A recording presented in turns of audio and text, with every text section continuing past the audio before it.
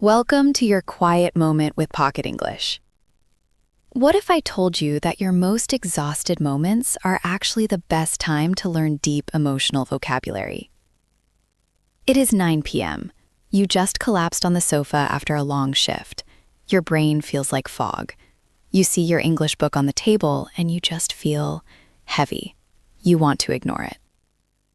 Last Tuesday, I was so tired I could not even speak my native language properly. I felt guilty, but I honestly just wanted to quit. In this episode, we are going to learn the low battery routine, a gentle way to keep your English alive when you have zero energy left. I really like the sound of that, a low battery routine. It sounds like something my phone does when it is about to die, but for my brain. Exactly. When your phone has 10% battery, you do not try to download a huge movie or play a heavy game. You switch to power saving mode. You do the minimum to keep the phone running. But with English, I feel like I always have to be at 100%. If I'm not studying grammar rules or memorizing a list of 20 verbs, I feel like I am failing. That is the problem. Most learners think study means work, hard work. So when they are tired, they do nothing. Then they feel guilty. Then they stop studying for a week. That is the cycle. I know it well. I come home, I'm too tired to open the textbook, so I watch TV. Then I feel bad about watching TV. It's a trap. Today we are going to break that trap. We are going to accept that you are tired. We are not going to fight the exhaustion. We are going to use it. Okay, I am ready. I am currently sitting in a chair, but imagine I am lying on a sofa, staring at the ceiling, completely worn out. What do I do? The first step is to understand why you cannot study grammar right now. When you are tired, your brain's prefrontal cortex, the part that handles logic and complex rules, is offline. It is closed for business. So trying to learn the third conditional or reported speech when I am sleepy is actually a waste of time? It is like trying to run a marathon with a broken leg. You will just hurt yourself. However, the emotional part of your brain is very active when you are tired. You feel things deeply. You feel relief, you feel stress, you feel comfort. That is true. When I'm tired, I am much more emotional. A sad commercial on TV can make me cry. Exactly. So step 1 of the low battery routine is called the one-word sigh. The one-word sigh. I like the sound of that. It sounds very easy. It is very easy. You do not need a notebook. You do not need a pen. You just need to close your eyes, take a deep breath, and find one single English adjective that describes your day. Just one word? Just one word. But here is the challenge. We want to move beyond the basic words. We all know the word good and the word bad and the word tired. Those are the words I always use. How was your day, Jack? It was good. It was tired. Those words are boring. They don't connect to your real feelings. If you use a generic word, your brain does not wake up. We want to find a specific word that matches your exact feeling. Okay, give me some examples. If I have had a day where I had to solve 10 different problems and everyone was shouting, what word should I use? For that kind of day, you could use the word chaotic. Chaotic. That is a great word. It sounds like chaos. Yes. Or if you worked very hard and you are tired, but you finished everything you wanted to do, you could use the word productive. Productive. That's a positive kind of tired. It feels satisfying. Exactly. Now, what if you had a day where nothing went right? You tried to do things, but the computer broke and you missed the bus and you spilled coffee. Oh, I hate those days. I would say frustrated. Frustrated is perfect. What about a day where you were worried about a meeting, but the meeting went well and now it's over? Relieved. That is the best feeling in the world, when the stress is gone. Relieved. Excellent. So step 1 is simply to lie on the sofa, close your eyes, and ask yourself, what is my word for today? I can do that. Even if I have only 1% energy left, I can think of one word. Let's practice. Jack, imagine your day today. Do not say good. Do not say busy. Give me one specific adjective. Okay, let me think. Today was drained. Drained, like a sink where all the water has gone out. You are empty. Yes, I feel completely empty, drained. That is a powerful word. By finding that word, you just did an English lesson.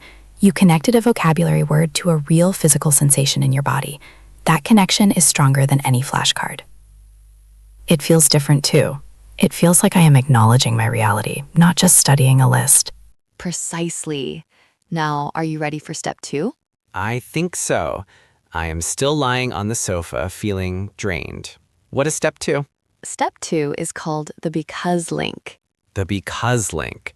This sounds like we are starting to build a sentence. Just a tiny one. We are going to use the past simple tense. We want to connect your feeling to one single fact. One fact. Okay. The structure is very simple. I feel blank because blank. That seems easy enough, but why is this important? It forces your brain to use logic, but very simple logic. You are explaining the cause of your emotion. This helps you process the day in English. So if my word was drained, what would I say? You tell me. Why do you feel drained today? I feel drained because I had 3 hours of meetings. Perfect. I feel drained because I had 3 hours of meetings. You are using the present tense for the feeling, I feel, and the past tense for the reason, I had. Ah, I see. A little bit of grammar mixed in. Just a little. Let's try another one. Imagine your word is relieved. Okay. I feel relieved because I finished my big project. Excellent. I finished. Past simple. Let's try a negative one. Imagine your word is annoyed. I feel annoyed because the train was late. Perfect. The train was late. Simple, clear, true. You know, Emma, this is actually quite therapeutic. Usually when I am annoyed, I just grumble in my head in my own language. Putting it into English makes me feel a bit more in control. That is the secret benefit. When you speak about your feelings in a second language, it actually helps you regulate those emotions. It creates a little distance. It helps you relax. So I am learning English and I am lowering my stress levels at the same time. Yes, and you are doing it without moving a muscle. You are still on the sofa. This is my kind of exercise. Before we move to the final step, I want to mention something. We are talking about building simple, strong habits today. If you want more of these friendly, pocket-sized lessons that fit into your real life, please consider subscribing to our channel. Yes, hit that subscribe button. It really helps us keep making these episodes for you, and it helps you remember to take a few minutes for yourself and your English. Thank you for listening. Now, let's go back to the sofa. We have done step 1, the one-word sigh. Drained. We have done step 2, the because link. I feel drained because I had 3 hours of meetings. Now we need step 3. This is the most important step for your mental health. It is called the permission phrase. The permission phrase. What does that mean? Many learners go to bed feeling guilty. They think, I only said one sentence. I should have done more. I am lazy. Oh, that voice in my head, it is very loud. It says, Jack, you only studied for 30 seconds. That does not count. You will never be fluent. We need to silence that voice. We need to close the learning loop. Step 3 is a set phrase you say to yourself to officially end the day. Like a closing ceremony? Exactly. The phrase is, that is enough for today. That is enough for today. Yes, it means you have done something. You have practiced. You have acknowledged your English. And now you have permission to stop. That is enough for today. It feels very kind. It is kind. It is about treating yourself with respect. You are not a machine. You are a human being learning a difficult skill. Some days you run a marathon. Some days you just walk to the mailbox. Both are movement. I really like that comparison. If I go to the gym for 5 minutes, it is better than 0 minutes. Exactly. And saying that is enough for today signals to your brain that the work is finished. You can close your eyes and sleep without the guilt. So the full routine takes, what, less than 1 minute? Maybe 45 seconds. Let's walk through the whole thing together. I want to feel how it flows. Okay, close your eyes, Jack. It is the end of the day. It is dark outside. You are wrapped in a blanket. Okay, I am comfortable. I am tired. Step 1, What is your word? grateful. Nice choice. Step 2, the because link. I feel grateful because my friend called me. Lovely. Step 3, the permission phrase. That is enough for today. How does that feel? It feels complete. It feels like I put a nice full stop at the end of the day. And you practiced vocabulary, past tense grammar, and fluency. Without opening a book. Let's try one more scenario. A bad day. A really hard day. Okay, I am ready. I am stressed, my shoulders are tight. Step 1. Overwhelmed. That is a very common one for our listeners, I think. Overwhelmed. Step 2. I feel overwhelmed because I have too many deadlines. Step 3.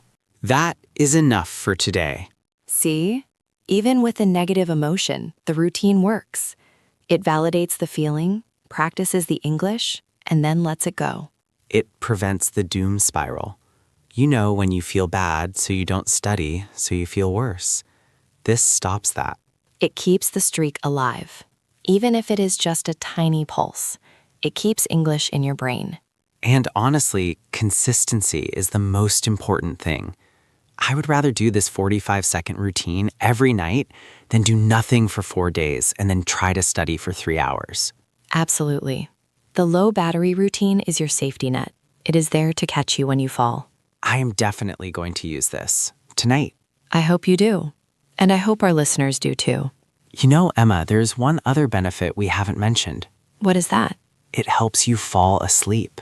It really does. It gets the thoughts out of your head. Instead of lying in bed thinking about the meeting or the traffic, you summarize it, you accept it, and you say, that is enough. It clears the mental cache. Exactly. So we have a challenge for you tonight. Yes, we want you to try this. Not tomorrow, tonight. When you finally turn off the lights and your head hits the pillow, do not reach for your phone. Resist the urge to scroll. Instead, whisper your 3 steps into your pillow. Find your one word, connect it with because, and then say the magic phrase. That is enough for today. Try this for just 3 nights in a row. You will be surprised at how much better you feel about your English. And how much better you sleep. It is a small thing, but small things add up. Thank you for spending this quiet moment with us. We will speak to you in the next episode. That is enough for today. Goodbye. Goodbye.